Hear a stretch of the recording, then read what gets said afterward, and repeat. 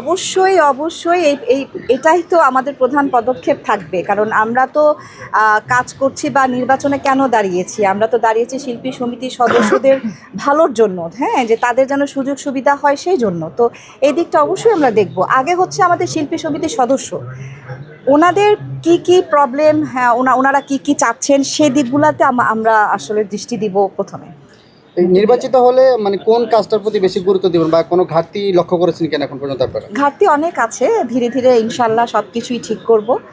তো আল্লাহ যদি চান, আমরা যদি নির্বাচিত হই, আশা আছে, এবং প্রত্যেকটা ভোটার আমাদের সাথে কথা বলছে, যাদের সাথে কথা বলছি 19-20 তো একটু থাকবেই, তবে বেশিরভাগই দেখা যাচ্ছে যে বাপ্পা ভাইয়ার আমাদেরকে সাপোর্ট করছেন, এবং আলহামদুলিল্লাহ আমি এই সাপোর্টটা সবসময়ই চাচ্ছি।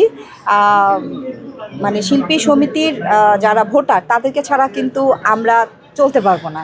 তো হ্যাঁ, আপু, আমরা দেখেছি এর আগে নির্বাচনে অনেক সময় নিপুণকে দেখেছি আসলে রাজনীতি খাটিয়েছে, এবং এই নির্বাচনে কি আসলে কোনো রাজনীতি পক্ষ এবং রাজনীতি থাকা উচিত কিনা? না না না, আমার কাছে মনে হয় রাজনীতির জায়গায়, শিল্পী সমিতির জায়গায়।